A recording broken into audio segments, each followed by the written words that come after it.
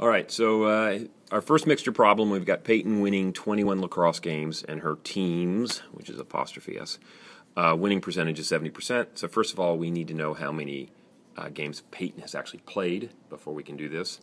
A couple of ways we can set this up. One way is we know 21 over X has to equal 70 or 0.7 when I convert it to a decimal.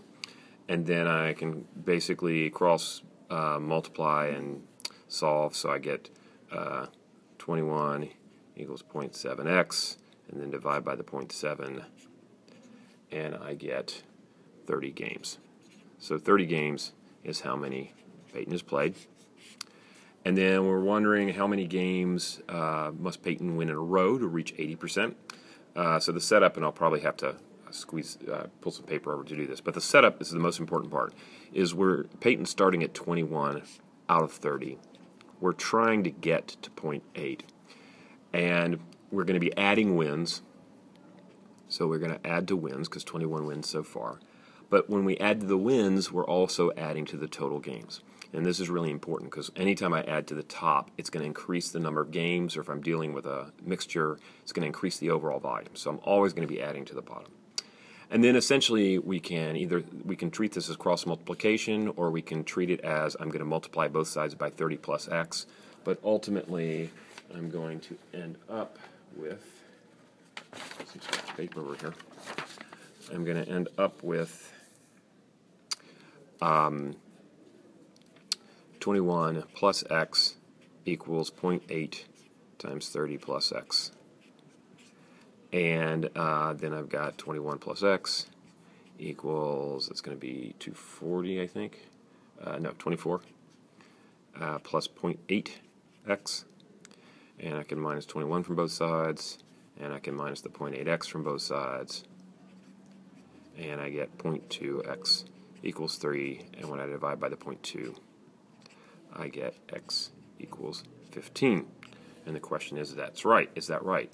And if I do 21 plus 15 over 30 plus 15, and let me just double check it, I'm almost positive I've checked this before, 36 divided by 45, it's 0.8. So that checks. So that's my answer for that. So ultimately is 15 more wins. And I don't know if that's on the screen or not, probably not. 15 more wins. All right. Okay, last question. How many games in a row could be lost and still have a record of 60%? So kind of the same idea, except, it's 21 plus 0. I'm not winning any more games. I'm just saying, well, I want to stay above. I'm going to have a winning season still, but I can lose a few more. So I'm going to be adding games, but not wins. If I want to put a plus 0 there, I could. And it's 0.6. And then essentially we're going to kind of go through the same math. We're going to get 21 equals 0.6 times 30 plus x. So we're going to get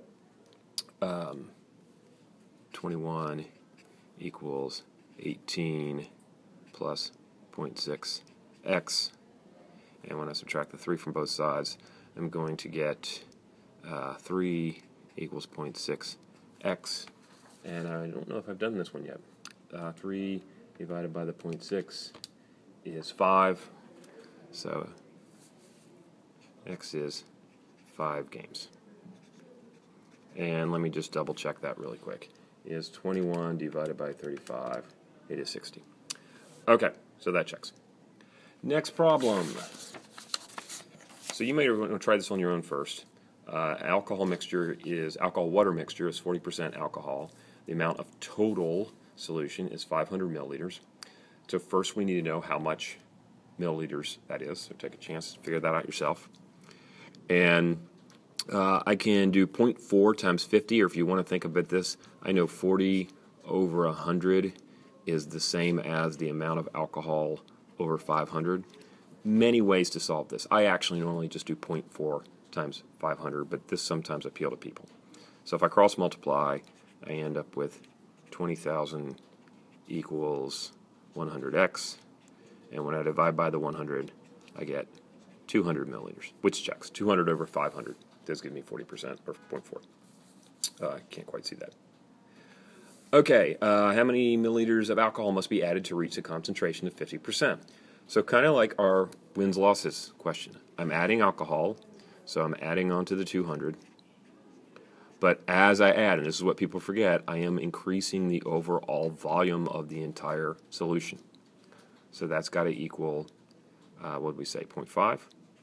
And I'm going to pull out a piece of scratch paper to finish my work here. I'm going to rotate that up. Okay, so I've got 200 plus x. When I multiply both sides by 500 plus x, I get 0.5, 500 plus x. So it's the 500 plus x cancels on this side and shows up on the other.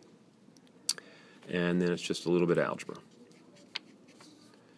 That's going to be 250 plus 0.5x. I subtract 200 from both sides, and I subtract the 0.5x from both sides, and I get 0.5x equals 50, or when I divide by 0.5, I get x equals 100. And so once again, we can check ourselves. Is 300, the 200 plus the 100, I'm off the screen, 300, 200 plus the 100 over 600. Oh yeah, I can look at that and say that is definitely 50%. All right, last problem. Might want to try it on your own first. So we're going back to the original liquid, and we're saying how much water would I need to add to dilute the concentration down to 30%. Kind of the same problem. I've got 200 to start with. I'm not going to add any acid. I'm only going to add water, and I'm trying to get it to 0.3. And kind of the same algebra as before. I multiply both sides by 500 plus x. I get 200 equals 0.3 times 500 plus x. That's 200 equals, where are my notes? I do that in my head. 150 plus x plus 0.3x. Don't forget that. Don't forget to distribute. And so finally, that's going to be 50 equals 0.3x. Or when I divide that, I get x is equal to 166.6. It's repeating. It's 2/3. I'm going to write it 6/7. And that checks pretty closely. When I go back to do the check, it's not going to be exactly 30%, but it's going to be very close. When I do the 200 plus 166.67 over 500 plus 166.67, it comes out to like 0.299999. So, more or less checks. That's all.